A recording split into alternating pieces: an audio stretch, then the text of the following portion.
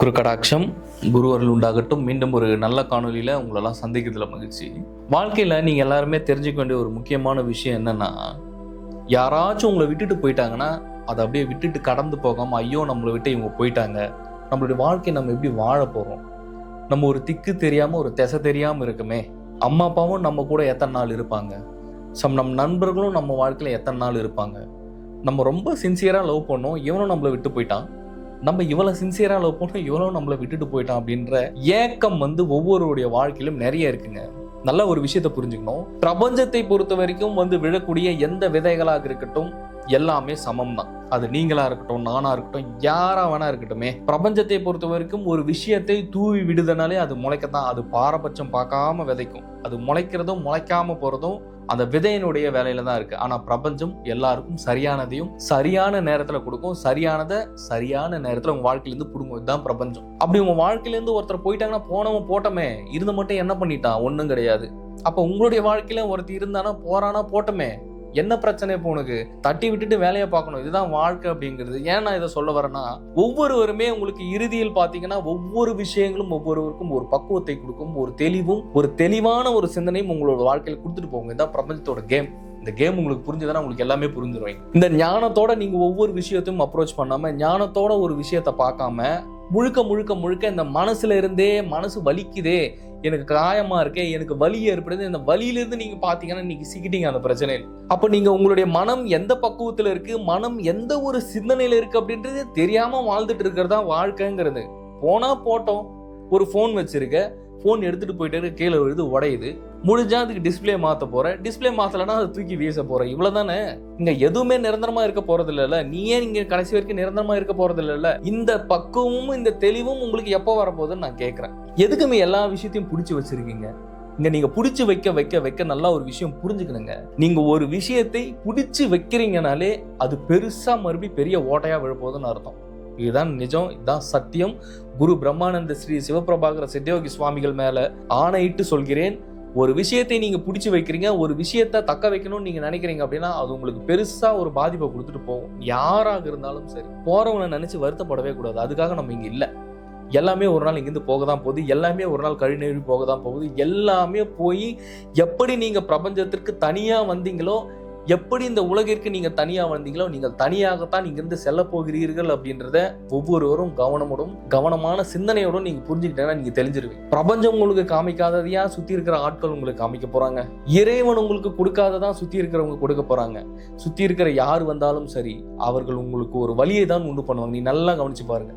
ஒண்ணு அவங்களால உங்களுக்கு மகிழ்ச்சி இருக்கும், இல்ல வலி இருக்கும். ஆனா முதல்ல மகிழ்ச்சி தான் வரும், ஆனா பிறகு பின்னாடியே வலியும் வரும். இதுதான் பிரபஞ்சத்தினுடைய விளையாட்டு. இந்த விளையாட்டை புரிஞ்சுக்கிட்டு ஒவ்வொருவருமே மனதை தன் பக்குவத்துக்கு கொண்டு வர பாருங்க. ஒவ்வொருத்தரையும் மனசை ஒரு பக்குவ நிலைக்கும் ஆழ்ந்த ஒரு அமைதி நிலைக்கும் கொண்டு வாங்க. இந்த அமைதி நிலை உங்களுக்குள்ளார இல்லை அப்படின்னா போற போக்கெல்லாமே வலிகள் தான். நீங்க எந்த பக்கம் பார்த்தாலுமே வலிகள் நிரம்பிதான் இருக்கும். ஏன்னா வலி என்பது இறைவனால் கொடுக்கப்படுகின்ற ஒரு மிகப்பெரிய வரப்பிரசாதம். நீங்க நம்பினா நம்புங்க, நீங்க நம்பாகாட்டி போங்க. நீங்க வலியை ஏத்துக்கிட்டாதான் உங்களுக்கான வழி பிறக்கும்.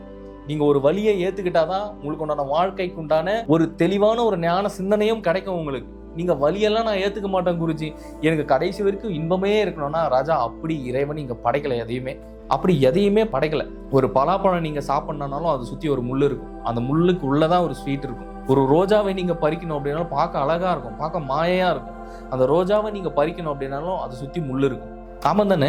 இப்படி ஒவ்வொரு இடத்துலயுமே இறைவன் ஒரு கடினம்னு ஒரு விஷயத்த வச்சிருந்தாலும் அது பின்னாடியே இன்பம்னு ஒரு விஷயம் இருக்கும். அப்போ வாழ்க்கையில் எதெல்லாம் உங்களை லாக் பண்ணி வச்சிருக்கோ, எதெல்லாமே உங்களுடைய சுதந்திரத்திற்கும் உங்களுடைய ஒரு ஃப்ரீடமுக்கும் எதிரா எதெல்லாம் உங்களை கஷ்டப்படுத்திட்டு இருக்கோ, எதான் உங்களுக்கு வாழ்க்கையில துன்பத்தை கொடுத்துட்டு இருக்கோ, எதெல்லாம் உங்களை ஒரு பிடிமானமா பிடிச்சி வச்சிருக்கோ, தயவுசெய்து அதெல்லாம் விட்டு உதறிடுங்க. போறானா போட்டோம், போறாளா போட்டோம். நீங்க அதை பிடிச்சு வைக்க வலிகளும் வேதனைகளும் உங்களுக்கு அதிகமாகும். ஒண்ணு, நீங்க ரெண்டு பேரும் ஒன்னா இருக்கீங்க, ஒரு அண்டர்ஸ்டாண்டிங்கா இருக்கீங்க, ஒரு புரிதலோட இருந்தீங்கனாலும் பிரச்சனை வரும். அப்ப இது எப்படிதான் அணுகிறது, அப்ப இது எப்படிதான் கொண்டு போகிறதுனா ஒண்ணுமே கிடையாது. மனதை சரியான திசையில் சரியான பக்குவத்துக்கு கொண்டு போன முதல்ல இந்த மனசுல ஒரு மனிதனுக்கு அமைதி ஏற்பட்டுருச்சனாலே அவனுடைய வாழ்க்கை எங்கேயோ போயிடும். அவன் எங்கேயோ வாழ்க்கையில போயிடுவான். இப்படி மெய்யை ஒவ்வொருவரும் உணராமல் பிரபஞ்சத்திற்கும் நமக்கும் என்னதான் தொடர்பு இருக்கின்றதெல்லாம் உணராம உலக வாழ்க்கையில் இதெல்லாம் நடக்கிறது சகஜம்தான். ஒரு வலியும் வேதனையும், ஒருத்தன் வருவான், ஒருத்தன் போவான், ஒருத்தி வருவான், ஒருத்தி போவான், இதெல்லாமே இயற்கையா நடக்கிறது தான்.